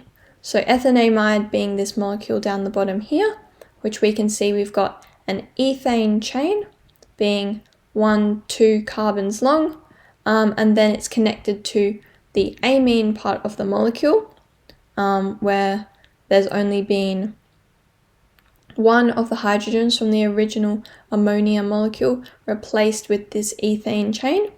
But then we can also notice that the closest carbon to the original ammonia molecule and to the nitrogen atom has a carbonyl group, this double bonded oxygen on it, hence making this an amide as opposed to an amine. So with these ones here, we also need to have a naming process because they are quite complex to name due to all of the substituted groups which can go in the location of where the hydrogens were in the original ammonia molecule. So it's very similar to naming amines, where first of all we must identify the main chain. So that's the main chain is the one which contains the carbon with the double bonded oxygen, so the carbonyl group. And so that's obviously in ethanamide, that's this chain here where we can see we've got 2 carbons, the one closest to the nitrogen having the double bonded oxygen carbonyl group. We then need to number the carbonyl chain as carbon number 1. So this here being carbon number 1, that being carbon number 2, etc., etc. And that's just our prioritization of functional groups because we want to show that the amide section of this chain is the priority. The next thing we need to do is add the suffix amide to the main chain. So this is saying that we're putting amide on the end. For example, in ethanamide, we've got to say we've got amide on the end of the name to say it's based off the ammonia molecule. So for example, in ethanamide, we've got the ethane chain, and then we add amide to the end to say we've got this double bonded oxygen and this based off ammonia group. Finally, this is the one step which is quite different from the amines, but we have to use N to represent alkyl groups bonded to the nitrogen atom. And so that's in our more complex amines. So for example, this is going to be our main chain here because it's got the carbonyl group, but we can also have alkyl groups bonded off here, which won't have the double bonded oxygen in them. So they will just be a general alkyl group. So for example, we could have 1 carbon bonded off here, and so that would be an N-methyl group. So the N representing that the methyl group is coming off the nitrogen atom. And so the general structure of these can be shown in this small diagram over here, where we've got an R group, which has the carbon with the double bonded oxygen, so the carbonyl group. And so that's our main chain, it's bonded to the nitrogen. And then we can see here we've got R prime and R double prime. So the R prime and R double prime could either be hydrogen atoms to make that more close to the original ammonia molecule, or they could be alkyl groups, so being methyl groups, ethyl groups, propyl groups, etc. And it could be one or both of those that's replaced from the original ammonia molecule. So some examples we can look at with these, we'll start off with a simple one, that being methanamide. So what we can see with methanamide is we've got 1 carbon branched off the nitrogen molecule, and so this nitrogen molecule still has 2 original hydrogens from the original ammonia molecule, so it doesn't have any alkyl groups, it's just got the main chain, and so we can see the carbonyl group is there as well, making this an amide as opposed to an amine. and so this one here being methanamide because it's only got one carbon in its main chain. This one here, the next one, N-methylpropanamide, is a bit more complex in that it is got an N-methyl group. And so that's saying that we've got a methyl group branched off the nitrogen, so we've only got one original existing hydrogen from the original ammonia molecule. So when we look at the end, the suffix of the molecule, which is what we always do first, we've got propanamide. And so that's suggesting that our main chain, the chain with the carbonyl group, the double bonded oxygen, is going to be a propane chain. So it's going to be 3 carbons long. So that's 1, 2, 3, and then on the third one, we've got the carbonyl group, the double bonded oxygen, and then that is closest to the nitrogen, so we can see that's bonded to the nitrogen there. And instead of having a hydrogen here and a hydrogen here, we've replaced one of these hydrogens from the original ammonia molecule with a methyl group, so with 1 carbon, making that an N-methyl group because we name this as being N-methyl. It's a methyl group coming off the nitrogen atom. So that covers all of our functional groups. So now we're going to go into the physical properties of molecules. So these physical properties are going to depend on their functional groups which the molecule has, and this is due to intermolecular forces. So intermolecular forces are going to include dipole-dipole interactions, hydrogen bonding, and London dispersion forces, which are otherwise known as either just dispersion forces or van der Waals forces. And so stronger intermolecular forces in a molecule are going to result in decreased solubility in organic solvents, increased melting and boiling points, and increased solubility in water. So we'll look at these in more depth. So we can look at our dispersion forces first. And so this is a bit of a recap from grade 11, so from unit 1 and 2.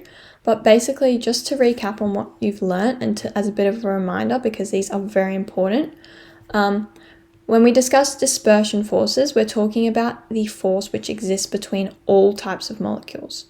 So it's a force which occurs when there's intramolecular non-polar covalent bonding in molecules. And so basically, it's just this weak attraction between every single molecule which holds things together. And so the more electrons which a molecule has, the stronger its dispersion forces are going to be. However, dispersion forces are the weakest of all of the intermolecular forces. So if a molecule only has dispersion forces, it's not going to have very strong intermolecular forces compared with some other molecules which have a lot stronger intermolecular forces. The next one we can look at is dipole-dipole interactions. And so these occur when there's a partial positive and a partial negative dipole which occurs in a molecule, such as HCl, which is shown here. So because of an electronegativity difference between hydrogen and chlorine, there is an attraction of electrons to the chlorine part of the molecule because the chlorine part of the molecule draws the electrons towards it. This leaves the protons towards the hydrogen part of the hydrochloric acid molecule, making this have like what's known as a temporary dipole, where one side of the molecule is temporarily negative and the other side is temporarily positive. And so this means that the hydrogens from the hydrochloric acid molecule are attracted to the chlorines of neighboring hydrochloric acid molecules, forming the dipole-dipole interaction force. And so this is the middle strength of intermolecular forces. It's not the weakest, but it's not the strongest. And obviously this strength does increase with more electrons and greater electronegativity. Now, our strongest of the dipole-dipole interactions is what we know as hydrogen bonding. And so hydrogen bonding is a special type of dipole-dipole interactions, which occurs with molecules which contain a hydrogen bound to either an oxygen, nitrogen, or fluorine atom. And so we commonly see this in water molecules because there's intramolecular polar covalent bonding. And this occurs because there is such a great electronegativity difference between hydrogen and oxygen that the oxygen or nitrogen or fluorine, depending on what the atom is, draws electrons towards itself so strongly, creating this very strong temporary positive and temporary negative in the molecules. And so this means that the either oxygen, nitrogen, or fluorine from one atom can be very strongly attracted to the hydrogens from other atoms, forming these strong, what's known as hydrogen bonds between the molecules. And so these are what we know in this syllabus as our strongest intermolecular force. And so when we compare our relative strengths and what they occur between, we can see we've got hydrogen bonding, dipole-dipole interactions, and London dispersion forces. So hydrogen bonding is going to occur between hydrogen atoms and oxygen, fluorine, or nitrogen atoms, and it's going to be the strongest of the dipole-dipole interactions. Then we've got our dipole-dipole interactions, which are just our standard dipole-dipole interactions, and they occur between partially oppositely charged ions, so meaning that ions with a substantial electronegativity difference, and so their strength of intermolecular force is going to be reasonably strong, but not as strong as the hydrogen bonding. And then our final one is the dispersion forces, and they occur when there's a temporary or induced dipole, and they have a fairly weak strength. Their strength does increase with larger molecules due to there being more electrons, but they will always be the weakest intermolecular force. And so we can look at the physical properties of organic compounds depending on what their intermolecular forces are. So we've got ionic compounds, and they've got ion-to-ion attraction between the ions, and they've also got London dispersion forces. So we don't really look at ionic compounds in too much depth, but they do have stronger than hydrogen bonds, and so they will have the highest melting and boiling points because they have an ion-to-ion attraction between those particular ions. But we don't really look at those too much, we just need to know that they exist and that the ion-to-ion attraction is stronger than hydrogen bonds. The next one we've got is covalent compounds, which contain hydrogen bonds, so that being an oxygen, nitrogen, or fluorine bonded to a hydrogen in a particular covalent compound. And so this will mean that there will be hydrogen bonds present and London dispersion forces present. There may also just be general dipole-dipole interactions present as well, depending on the particular molecule. And so they will have the second highest melting and boiling point. If we're just considering hydrogen bonds, dipole-dipole interactions, and London dispersion forces, then we would say that they have the highest melting and boiling point. The next one we can look at is the polar covalent compounds. So polar covalent compounds are going to have a dipole-dipole interaction between the dipoles which are created by partially charged ions. So this will be a slight difference in electronegativity, resulting in partial positivity and partial negativity in the molecule. They'll also have London dispersion forces like any other molecule, and so hence they are the next in the rank of height of melting and boiling points. Then finally we've got our non-polar covalent compounds, and so these don't have any other intermolecular forces other than the London dispersion forces, and so because the dispersion forces are quite weak, they are going to provide these compounds with the lowest melting and boiling points. Next up, we're going to look at isomers. So isomers are molecules which we consider to be basically the same. So basically the same meaning that they have the exact same molecular formula, but the arrangement of atoms is different. And so there's two different types. We've got our structural isomers, so they've got the same molecular formula, but a different structural formula. So we've got the same atoms, the exact same number of them, but just different bond arrangement between them. Then our next one is the stereoisomers. So they've got the exact same molecular formula, but just a different spatial arrangement of atoms. And so when we look at stereoisomers, we're going to specifically be looking at the geometric isomers for this particular syllabus. So when we look at structural isomers, we can consider something like C4H10. And so we can see with C4H10, we've got 4 carbons in this molecule, 10 hydrogens in this molecule. And so we can easily say, well, that would describe a butane molecule because it's got 4 carbons. But what we haven't considered is how branching can affect what the molecular formula is going to be. So it could also describe methyl propane. And so that's because with our butane molecule, we could either have a straight chain where we've got 4 carbons along a straight chain backbone, and then the 10 hydrogens bonded along there, or we can have 3 carbons along the main backbone, and then a methyl group attached to the middle of the propane chain, making this a methyl propane molecule instead. And obviously, as we have the same number of carbons and they're all single bonds in both molecules, we're going to have the same number of hydrogens as well. And so C4H10, without saying that it's specifically butane or methyl propane, we're unable to know what the particular molecule would actually look like with its arrangement of atoms due to bonding. So C4H10 could either be butane or methyl propane. Our next one which we want to look at for isomers is our geometric isomers, so our subtype of stereoisomers. And so with geometric isomers, we've got either the cis or the trans isomers. And so what we can notice is with these 2 molecules here, they've both got 4 carbon atoms, and they've each got 8 hydrogen atoms. And so they're both C4H8. They both are butene molecules, so they've both got a double bond between, and they're both 2 butene molecules, so they both got a double bond between the second and the third carbon.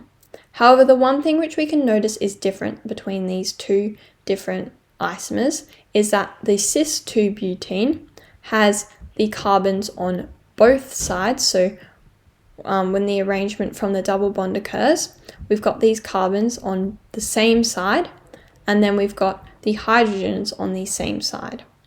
However, when we've got trans-2-butene, we can see that we've got 1 hydrogen on this side, and 1 hydrogen on this side, and then 1 carbon on this side, and 1 carbon on this side. So the cis isomers are going to have the carbon methyl, or like the carbon groups on the same side and the hydrogen groups on the same side, whereas the trans isomers are going to have the carbon groups on opposite sides and the hydrogen groups on opposite sides. And so these types of geometric isomers will only occur when there has been a double bond within a molecule. So the final thing that we need to look at today is organic reactions. And so this is because understanding organic reactions and reaction pathways is not only going to enable us to understand what's happening in certain reactions and what sort of organic reactions are shaping the world around us, but also allows us to narrow down what organic molecules are through a series of different tests. So for example, carboxylic acids, they're obviously an acid, they're going to have a pH above 7.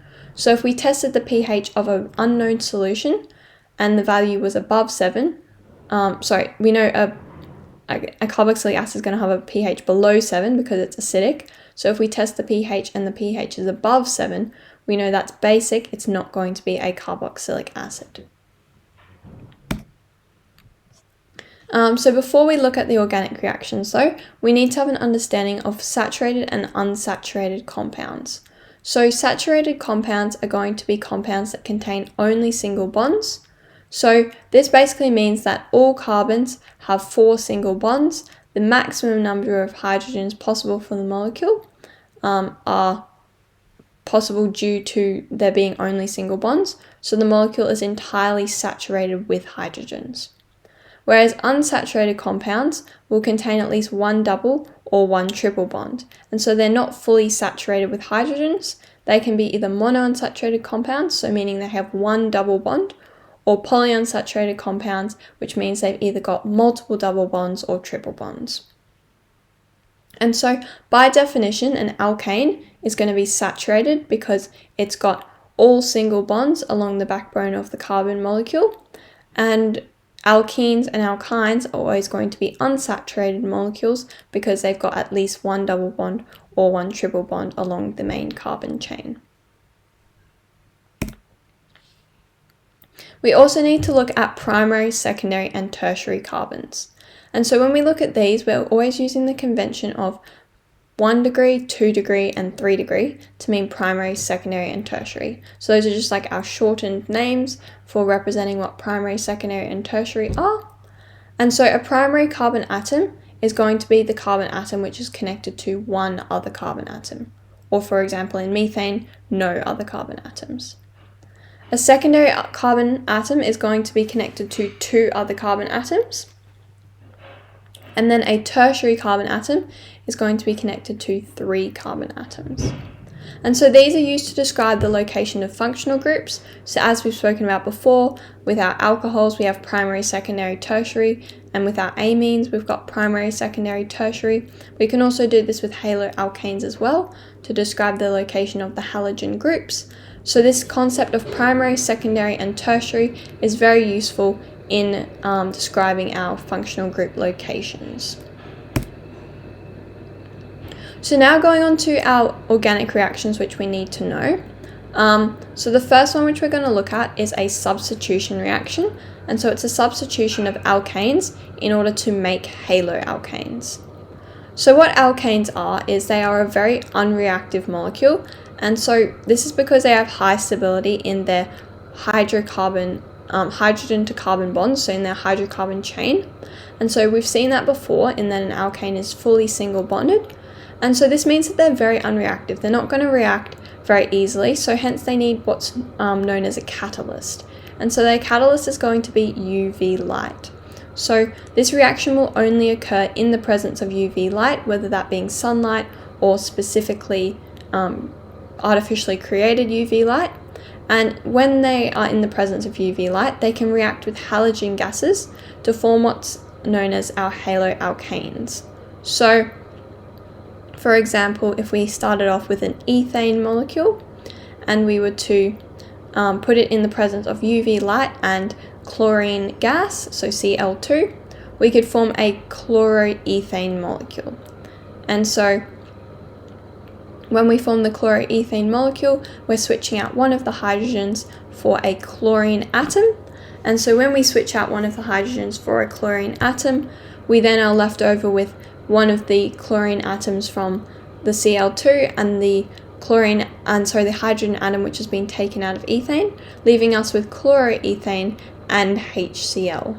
So our main product which we would produce would be chloroethane, and then our byproduct which we would produce would be HCl, or hydrochloric acid. The next one we can look at is the substitution of haloalkanes to make alcohols. So there's 3 types of these ones which we can look at, and in each case the halogen on the haloalkane is replaced by another atom or a group of atoms. So we've got the substitution of haloalkanes with hydroxide, and in this case a primary haloalkane will form a primary alcohol, a secondary haloalkane will form a secondary alcohol, and a tertiary haloalkane will form a tertiary alcohol. We also have a substitution of haloalkanes with ammonia in order to make amines. So for example, if we take something like chloroethane and we combine this with ammonia, so NH3, we can replace the chloro group with the amine group, so with the NH2 from the NH3, leaving us with ethylamine, and then we'd have a leftover hydrogen from the NH3 because we've only put in NH2 into the molecule, and we'd have the leftover chlorine from the original chloroethane molecule. So our main product would be ethylamine, and then we'd have a byproduct of HCl, being the leftover hydrogen from the NH3 and the chlorine from the chloroethane. The next one we want to look at is the substitution of haloalkanes to make nitriles. And so this is done by substituting haloalkanes with cyanide. So for example, again, starting off with chloroethane, if we are to use KCN, which is potassium cyanide, in ethanol, so the potassium cyanide must be in ethanol in order for this reaction to occur. We can then combine that with the chloroethane, and this will produce ethane nitrile. So what happens here is that the chlorine group is lost along with these two hydrogens here, and it's replaced with this triple bonded nitrogen group here, and then we end up with a KCl, potassium chloride, as a byproduct to this reaction. So our main product would be the ethane nitrile, and then our byproduct would be the leftover halogen from here, or whichever group this is from here, the potassium, our halogen from here, the chlorine, along with our potassium, which is left over from here. So the KCl being potassium chloride being our byproduct to the reaction. The next one we can look at is addition reactions, and so addition reactions of alkenes to make haloalkanes. And so this is done by producing haloalkanes by combining alkenes with halogens. So for example, if we start off with a molecule like ethene, we can do a dihalogenation, and so, or just known as a halogenation. And so this is where we take our ethene molecule, for example, so it's got a double bond in the middle, and what we do is we break this double bond, and then in order to ensure that the stable octet is attained, we can substitute in these bromine groups to then make this a dibromoethane. So this is incorrectly labeled here where it says bromoethane. That should say dibromoethane to specifically show that we have two halogen groups here, two of these bromine molecules. Our next one down is where we're adding HBr. So instead of adding Br2, we're adding HBr. And so HBr is going to mean that we're doing a hydrohalogenation. So it's hydrogen and a halogen being substituted into the ethene molecule. And so what's happening here is we break the double bond. And so once we break the double bond, we need to complete the stable octet. And so we do this by adding in the hydrogen and the bromine, causing this to form bromoethane. And so when we look at these addition reactions, we need to consider something called Markovnikov's rule. And so what Markovnikov's rule says is that the hydrogen atom is going to be more likely to bind to the carbon which has more hydrogens bound to it already, and the halogen is going to be more likely to bind to the carbon which has fewer hydrogens already bound to it. So for example, when we look at something like this molecule here where we've got a propene molecule, if we add HCl to a propene molecule, we can form both 1 chloropropane and 2 chloropropane.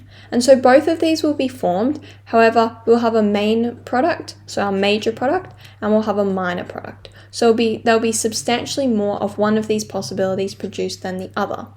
And so there'll be substantially more 2 chloropropane produced as opposed to 1 chloropropane. And so this is because 2 chloropropane, on the second carbon along on the molecule, there's only 1 hydrogen bonded to it, whereas on the third carbon along, or the first carbon along on the molecule, there's two hydrogens bonded to the carbon.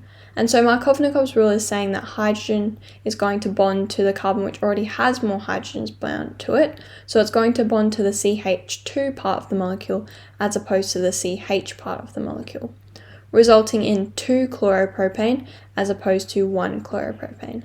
So we'll end up in this reaction with producing mostly 2 chloropropane.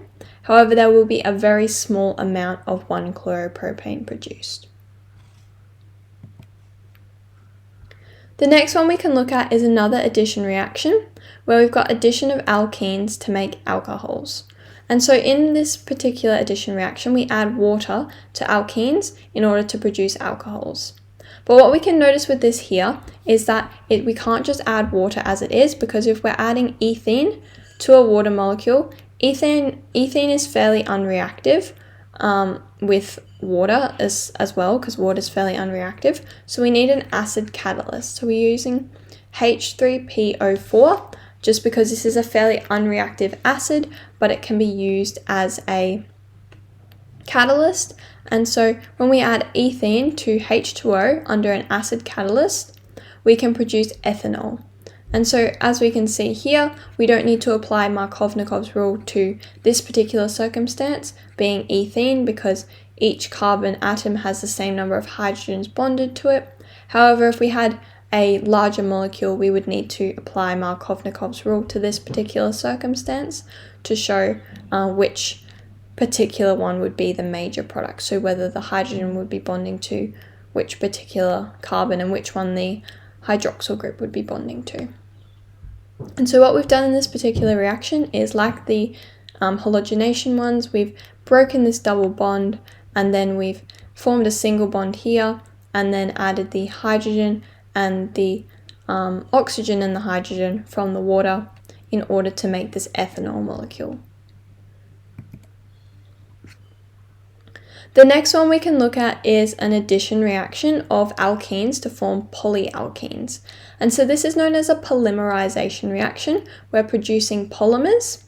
And so this is talked about a lot further into Unit 4, so I won't delve into this too much, but I will just briefly give an overview of what this is. So basically, if you combine alkenes with a catalyst such as TiCl3, you can form what's known as a polyalkene. So for example, here we're looking at a propene molecule. If we combine multiple propene molecules under this catalyst, we can form a long chain of alkene molecules in which they have these methyl groups placed incrementally along a very long chain. And so these are used in very many industrial applications to create plastics, fabrics, all those types of things, because they can create very long continuous molecules. The next addition reaction we want to look at is an addition reaction of alkenes to make alkanes. So this is adding H2 under a platinum catalyst or a nickel catalyst, just any inert metal, in order to create an alkane. So we've got ethene, and because ethene would be unreactive, we've obviously got that catalyst, and when we add H2, we're breaking this double bond and adding these two hydrogens in order to make this into an ethane molecule as opposed to an ethene molecule, and to reattain that stable octet. The next reaction we can look at is an esterification reaction. So an esterification reaction is a reaction in which we can make esters through a reaction between alcohols and carboxylic acids.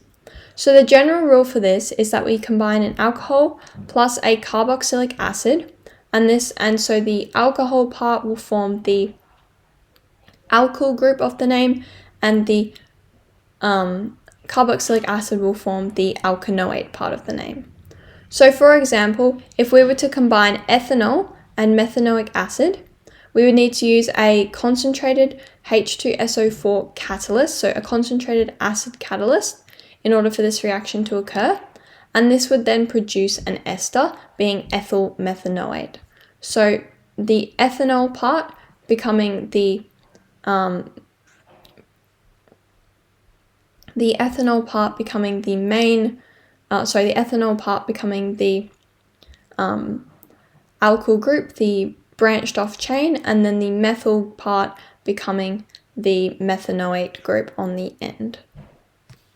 And then this reaction, obviously we'd be breaking the bond here and breaking a bond here, so we'd also produce water in this particular reaction as a byproduct. And so this reaction can be reversed to go back the other way, and so we can add water and an ester to make a carboxylic acid and an alcohol. So this is a reversible reaction. Our next reaction we want to look at is making amides. So in order to make amides, we can combine carboxylic acids and either an amine or ammonia under high heat as a catalyst in order to make an amide. So for example, when we combine the carboxylic acid and either the amine or the ammonia, we're breaking the bond where the OH, the hydroxyl section is on the carboxylic acid, and we're removing that, and then we're joining that to where the hydrogen was on on either the amine or the ammonia. And so this performs the amide, with the part with the double bonded oxygen being the carboxylic acid section, and the part with the ammonia and the nitrogen being either the original amine molecule or the ammonia section. And as we can see, we've removed a hydrogen from the amine or the ammonia molecule, and we've removed the hydroxyl group from the carboxylic acid molecule. And so that leaves us with a byproduct of water in this reaction. And so this reaction is also reversible in the forward direction. It's a condensation reaction. We can reverse the reaction back again as a hydrolysis reaction, so we can add water and an amide in order to form either ammonia or an amine and a carboxylic acid. We've also got a reduction reaction to make amines, so we can combine a nitrile with hydrogen gas under either a platinum or a nickel catalyst, so any inert metal catalyst, in order to create an amine. And so this would just be simply removing the nitrogen group from the end of the, removing a part of the nitrogen group, so some of the bonds from the nitrogen group, and adding in the hydrogen atoms to make it into the amine molecule. We can also do a reduction of alkenes, so this being very similar to our substitution reaction before, where we add hydrogen gas under a platinum or nickel catalyst in order to form an alkane. So that being, for example, forming ethane from ethene. We can also undergo an elimination reaction to form alkenes. So this is like reversing our addition reaction. So we can start off with a haloalkane, and we can use potassium hydroxide in alcohol. And so by adding the haloalkanes such as bromoethane to potassium hydroxide in alcohol, we can form ethene by removing the halogen group from there and breaking the single bond, forming a double bond instead. And so that forms our byproducts of KBr, so potassium bromide, and some hydrogen atoms.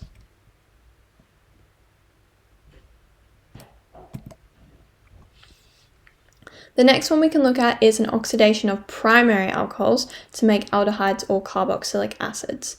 So this is a two-step oxidation reaction, and this one occurs only with primary alcohols. So there is a separate reaction with secondary alcohols. So for example, if we take a primary alcohol such as ethanol, we can oxidize it using acidified potassium dichromate or dichromate ions, and this results in the formation of an aldehyde. So in this case, ethanal. And so we can either take the ethanal, or whatever aldehyde it is, out of the reaction at this specific point in time, or we can continue to oxidize it under the same conditions but at higher concentrations of dichromate ions in order to form ethanoic acid or whatever carboxylic acid it has formed. And so in that case, you can then either form an aldehyde or a carboxylic acid. Our next one is the oxidation of secondary alcohols to make ketones. So if we look at this one here, we've got propan-2-ol, and so this is a secondary alcohol. And so secondary alcohols can only undergo a one-step oxidation process. So we have the exact same reaction conditions, so dichromate ions acidified. However, this will form a ketone, so being propanone in this case. So in the acidification, in the acidified potassium dichromate oxidation process, this is only a one-step process for a secondary alcohol, resulting in the production of a ketone.